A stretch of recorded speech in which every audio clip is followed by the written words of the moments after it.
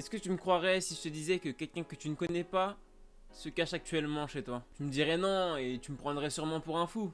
Ouais, logique. Mais bon, c'est sûrement aussi ce que m'auraient répondu les 3 personnes dont je vais vous raconter l'histoire aujourd'hui. Et oui, j'ai vu que la vidéo où je vous montrais comment faire un thread d'horreur comme Squeezie le faisait et où j'ai raconté aussi 2 histoires à la fin, et bah vous avez plu. Et même il y a eu quelques petits retours d'ailleurs, je vous remercie pour ces personnes qui ont pris le temps de commenter, j'apprécie fortement. Et voilà, donc des retours positifs comme Maurice qui me dit t'as que 23 abonnés, t'en mérites plus wesh.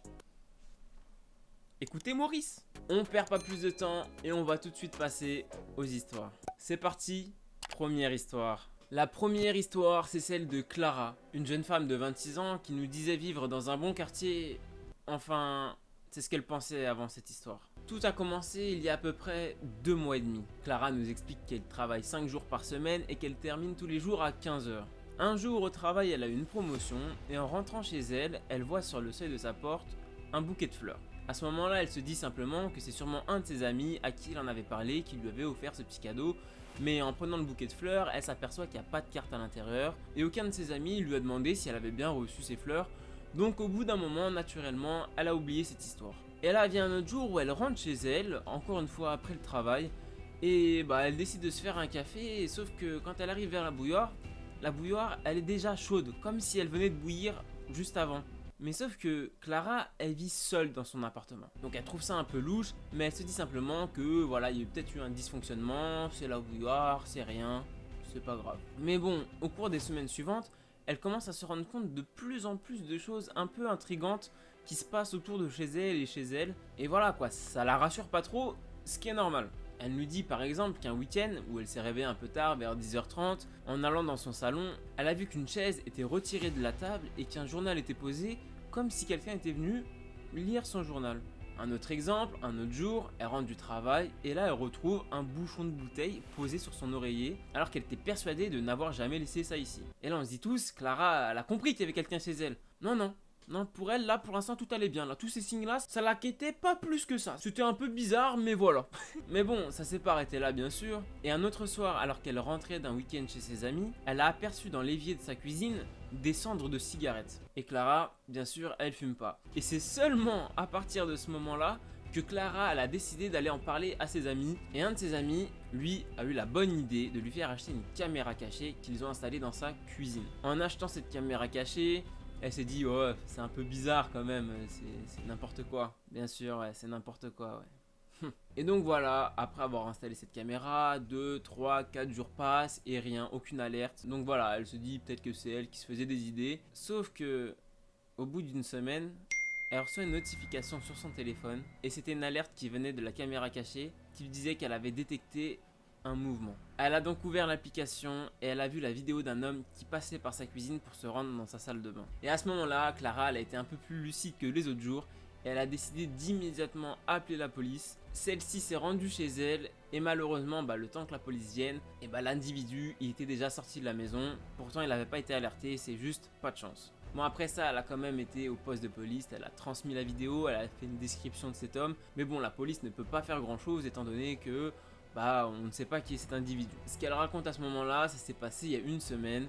Et depuis, elle n'a pas trop voulu retourner chez elle. Elle était chez un ami et aucune notification depuis. Elle est donc retournée chez elle. Elle ne voulait pas être un fardeau pour son ami. Et heureusement pour elle, pour l'instant, l'histoire s'arrête ici. Elle nous dit que depuis, elle a fait installer des caméras de surveillance chez elle. Elle s'est dit que peut-être l'homme avait vu la police venir chez elle et que ça l'avait effrayée et que il ne reviendrait plus. Voilà, donc voilà, fin de la première histoire. C'est une histoire malheureusement sans suite et sans fin vraiment tragique. Mais bon, on n'espère pas qu'il y ait de suite à cette histoire, même si elle date de seulement il y a 16 jours.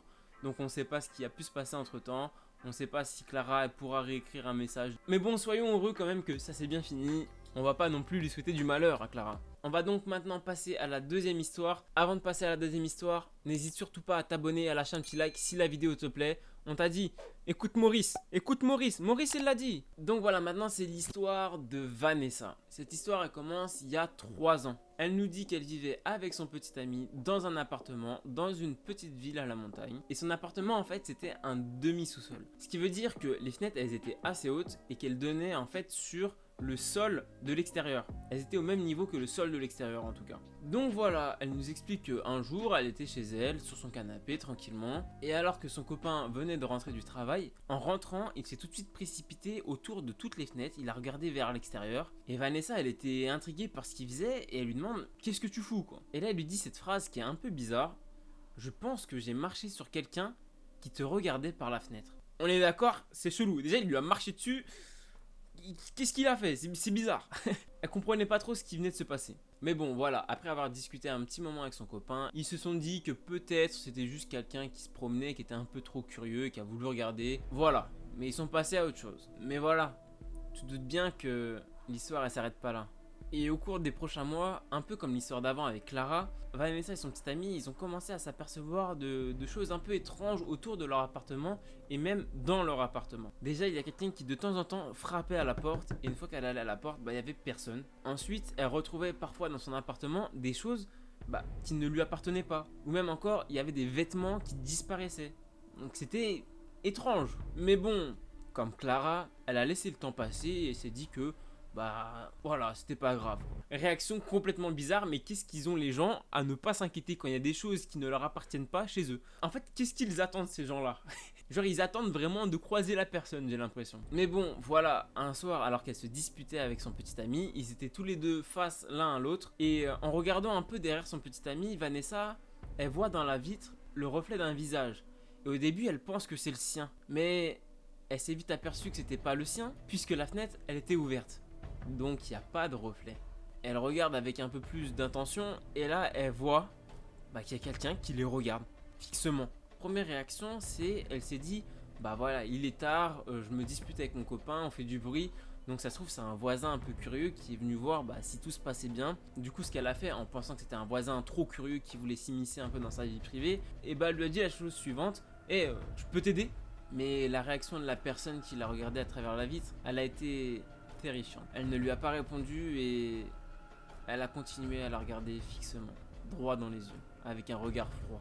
Et ça a glacé le sang de Vanessa. En plus de ça, elle s'est fait la réflexion que s'il y avait un visage à la hauteur de la fenêtre, puisque je le rappelle, ils sont dans un demi-sous-sol, ça voudrait dire que le mec est allongé au sol pour pouvoir observer ce qui se passe dans la maison. À ce moment-là, elle nous explique que son cœur se serra et elle s'est plongée dans les bras de son petit ami qui ne comprenait pas forcément.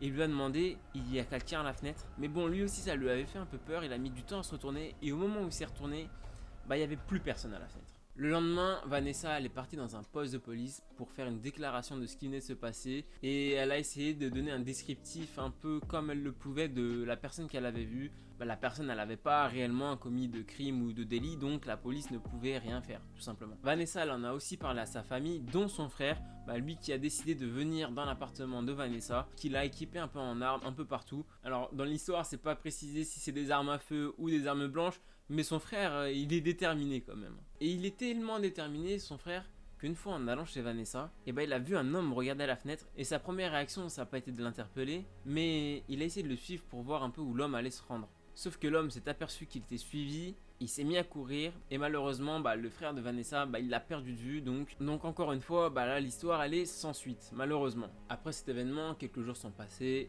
Et une nuit, alors que Vanessa elle était seule chez elle, elle nous explique que son petit copain était parti il y a tout juste une heure pour se rendre à son travail qui était à 2 pâtés de maison. Et alors qu'elle était silencieusement sur son canapé, sur son ordi, et à ce moment-là, elle a entendu une porte s'ouvrir tout doucement. Vanessa elle nous dit que c'est un tout petit appartement, donc elle pouvait voir toutes les portes qu'elle avait chez elle. Au début, elle a supposé que c'était ses chats qui avaient ouvert une porte, mais elle a tourné la tête et elle a vu que ces deux chats étaient dans la même pièce en train de dormir paisiblement. Vous pouvez imaginer le choc qu'elle a eu quand elle s'est rendue compte qu'en fait c'était la porte du placard du chauffe-eau qui s'ouvrait tout doucement. Toujours dans le silence, elle continue de regarder cette porte et là elle voit quelques doigts enroulés autour de la porte et elle a tout de suite compris qu'il y avait quelqu'un chez elle en fait. Et à ce moment-là, Vanessa elle a pas pris le temps de réfléchir.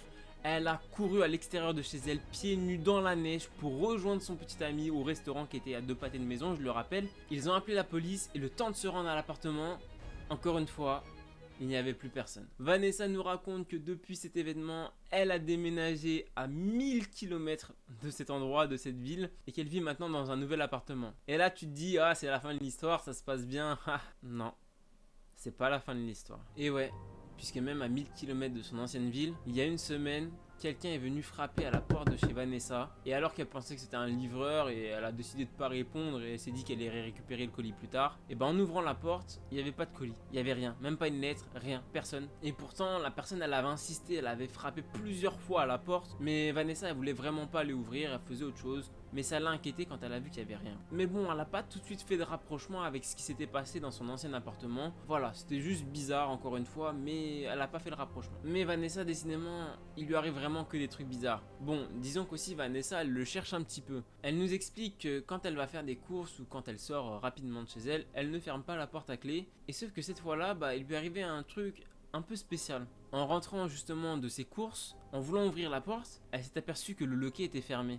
Sauf que ce loquet, on peut le fermer seulement de l'intérieur de l'appartement. Ce qui voulait dire que quelqu'un s'était introduit encore une fois chez Vanessa. En voyant ça, Vanessa, ce qu'elle a fait, c'est qu'elle a appelé son petit ami et sa sœur. Et une fois que ces personnes-là l'ont rejoint, ils ont décidé de rentrer dans l'appartement. Et encore une fois, personne. Et pourtant, rien n'a été volé dans la maison. Ce qui voulait dire que la personne, elle était rentrée dans l'appartement juste parce qu'elle voulait y rentrer. Elle voulait pas voler, elle n'avait pas de mauvaises intentions, disons. Enfin, quoique rentrer chez quelqu'un que tu connais pas, c'est pas bien non plus. Hein. Donc voilà, le temps était passé et depuis plus rien. Mais voilà, il y a 8 jours, Vanessa elle a mis à jour son histoire et elle nous raconte qu'elle est un peu confuse. Parce que voilà, elle a raconté à ses voisins un peu ce qui s'était passé pour les alerter un petit peu. Et là, il y a quelques jours, un voisin est venu la voir et lui a raconté la chose suivante. Il y a une femme, et non pas un homme, comme dans la première ville, qui est venu voir les voisins en demandant si Vanessa habitait ici. Mais pas en donnant le nom de Vanessa. Non, non. En donnant un descriptif physique, ce qui est un peu bizarre. Mais le voisin, comme il était au courant, il a répondu que non. Donc voilà, vraiment Vanessa nous explique qu'elle est vraiment confuse là, qu'elle ne sait pas si ces deux histoires ont un lien. Mais bon, c'est vrai que c'est très inquiétant. Mais l'histoire s'arrête ici pour l'instant. Donc ça se trouve, un jour, on aura des nouvelles de Vanessa. En tout cas, j'espère qu'elles seront bonnes encore une fois. Et enfin, troisième histoire. Celle-ci, elle est courte mais intense. Ouais, on parle bien d'une histoire, hein. C'est l'histoire d'Elodie. C'est une histoire qui date d'il y a quelques années. Elodie, elle nous explique qu'elle vivait seule dans un petit studio, mais elle nous dit que depuis quelques jours, elle avait l'impression que dans son frigo, il y avait des choses qui disparaissaient. Et en plus, dans son appartement, des fois, elle retrouvait des oreillers par terre ou sur son canapé. Enfin, c'était bizarre, quoi. Et bien sûr, tu t'en doutes bien, personne d'autre avait les clés de son appartement, à part elle. Donc voilà, le cadre est déjà posé, c'est déjà chelou, ça va vite. Et bien une nuit, vers 1h du matin, Elodie elle s'est réveillée en sueur.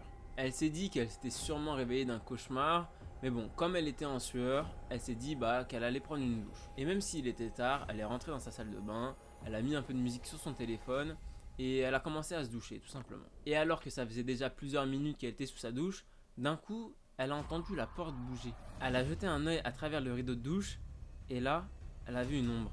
Et d'un coup d'œil sur son téléphone, elle a vu le reflet de quelqu'un qui se tenait derrière. Elodie, elle nous explique qu'elle a dû prendre beaucoup sur soi-même pour ne pas crier. Et sa réaction, même elle la surprend encore aujourd'hui. Elle se demande comment elle a pu penser à ça. Ce qu'elle a fait, c'est qu'elle a pris son pommeau de douche, elle l'a tourné vers le sol, elle a tourné le robinet à fond vers l'eau chaude, elle a attendu quelques secondes que l'eau devienne bouillante. Elle explique que ça commençait à lui brûler les pieds.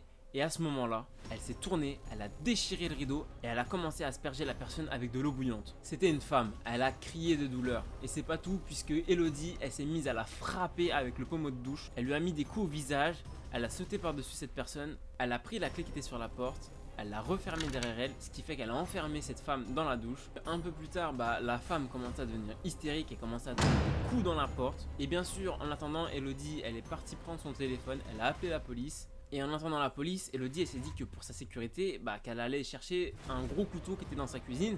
Sauf qu'arrivé dans la cuisine, le couteau n'était plus là. Et s'il n'était plus là, il pouvait être qu'à un seul endroit. C'était dans les mains de cette femme. Mais heureusement, la police est arrivée à temps et la femme n'a pas su défoncer la porte, donc elle s'est retrouvée coincée. La police a pu arrêter sans danger cette personne.